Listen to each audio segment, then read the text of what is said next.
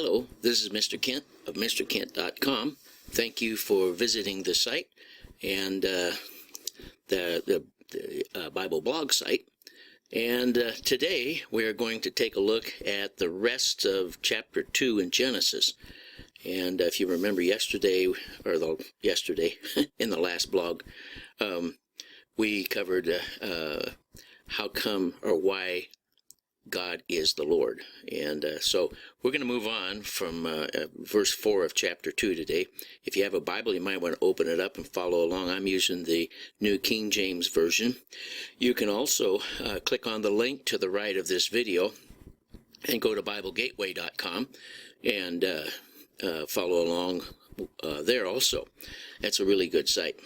So anyway, what we're going to do is we're going to start with verse 4 of chapter 2 of Genesis, and I think we're going to go all the way through chapter 2 if everything goes well. So verse 4, this is the history of the heavens and the earth when they were created, in the day that the Lord God made the earth and the heavens. Verse 5, before any, wait a minute, there's a comma here, so let's just read it again.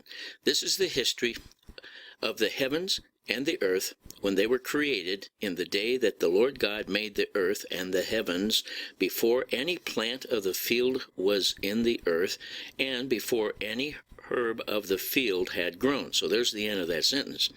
Okay, and then it says in verse 5, it says, for the Lord God had not caused it to rain on the earth, and there was no man to till the ground. So that's verse 6, but a mist went up from the earth and watered the whole face of the ground. So as far as we can tell, there had been no rain, but there was a mist that went up. And of course, this was apparently how the Lord got water to the plants and so forth. So now, and remember now, it's calling him Lord God because he's the provider of things. Verse 7, here's something interesting. And the Lord God formed man out of the dust of the ground and breathed into his nostrils the breath of life, and man became a living being. Now, you'll notice it says, and the Lord God formed man out of the dust. And if we go back to chapter 1 and verse, it would be verse 2. I'll just read the whole thing. In the beginning, God created the heavens and the earth, so he made them, and the earth was without form and void. So there was stuff there, but it wasn't formed into what we know. And as I said, I think probably that's when he said, let there be light. Well, that's when all the electrons started spinning around the protons at the speed of light, and I think that's when that all started, but that's just my opinion. But the Lord God formed the man out of the dust. And in verse 8, the Lord God planted a garden eastward of Eden, and there he put the man whom he had formed. And out of the ground the Lord God made every tree grow that is pleasant to the sight and good for food. So here's we'll read the rest of the verse. The tree of life was also in the midst of the garden, and the tree of the knowledge of good and evil. But it says, and out of the ground the Lord God made every tree. All right, so here's the secret to life. God made the tree to grow. It's not, the tree didn't just by itself. God made the tree. Now he forms things, and then he makes things happen. So that's just the God we have. And so we find that the every tree out of the ground, the Lord God made every tree to grow that is pleasant to the sight and good for food. And this was in the garden, okay? The tree of life was also in the midst of the garden, and the tree of the knowledge of good and evil. Okay, we're going to learn about those trees as we go along here. And then it says, now a river went out of Eden to water the garden. From there it parted and became 4 riverheads. And we won't go through all of those 4 riverheads. We'll jump down to verse 15 because of a lack of time. I guess. And also some of those rivers are hard to pronounce. But verse 15, then the Lord God took the man and put him in the Garden of Eden to tend and keep it. So here's the thing. He put him there. The man was not there when God was forming the trees and making them grow. But once he got them, then God put him in the garden. And he put him in there to tend and keep it. That was Adam's job. Take care of the garden. Whatever needed to be done, we don't know exactly how things went back then. I don't believe there were any weeds, but he had to pick the fruit, I suppose, and just take care of the garden. And we don't know how big it was either. Verse 16, and the Lord God commanded the man, saying, of every tree of the garden you may freely eat, but of the tree of the knowledge of good and evil you shall not eat, for in the day that you eat of it you shall surely die. So, here's an interesting little game you can play with your friends. Ask them if they know what the first commandment was. And immediately they're going to think about the Ten Commandments. They're going to, and of course, it says something about, honor, don't worship any other God other than God himself, and so forth. And so, that is the first commandment of the Ten Commandments. But the very first commandment that we're seeing here is where God says, let me read it again.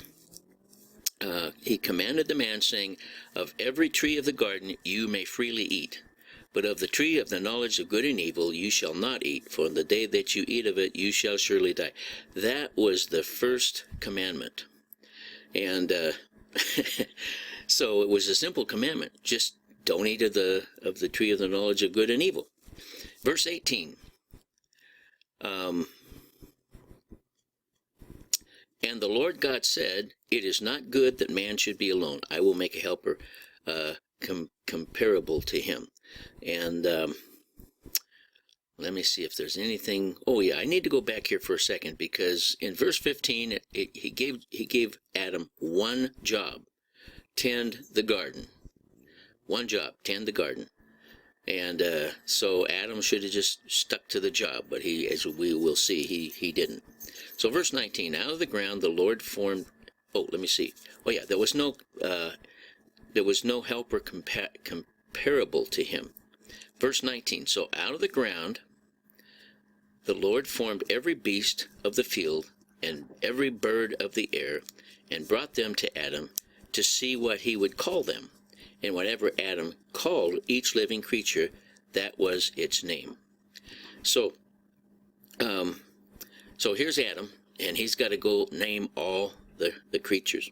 He named dogs, and he named cats, and he probably had a pet dog.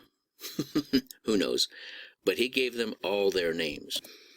All right, so in verse 20, so Adam gave names to all the cattle, to the birds of the air, and to every beast of the field. But for Adam there was not found a helper comparable to him. All right, so he hadn't, there wasn't anything there that really pleased him. Now, you would think that a dog would be a pretty good pet, but it wasn't. So the Lord God caused a deep sleep to fall on Adam, and he slept. And he took one of his ribs and closed up the flesh in its place. Then the rib which the Lord God had taken from man, he made into a woman, and he brought her to the man. Now, there's an interesting word. He formed Adam out of the ground, but he made the woman. In other words, there's a difference there. He used something different to make the woman than what he used to make the man. But anyway, and he brought her to Adam. And, you got to remember that when he did that, he took a rib. He could have taken, a backbone or an arm or a foot, but he took a rib out of his side, which is kind of an example that our wives should be held in high esteem and stand, as same as we are. And so it's just a good example of that. Okay, so now verse 23. So here's Adam, and he's never seen a woman before. He wakes up and he says, "This is now bone of my bones and flesh of my flesh. She shall be called woman because she was taken out of man." So anyway, yeah. So he got his wife now. And therefore a man shall leave his father and his mother and be joined to his wife, and they shall become one flesh. And they were both naked, the man and his wife, and they were not ashamed. So here's Adam. Now he's got a wife, and they're not ashamed, and they're naked, and everything is great. Life is good. And so I think we'll end with that, and then in the next blog we'll take up chapter 3, where where maybe he's going to wish, no, we're not going to say anything about keeping the dog. But anyway, so I want to thank you for listening, and we'll carry on with chapter 3 at the next blog. And God bless you, and come back again.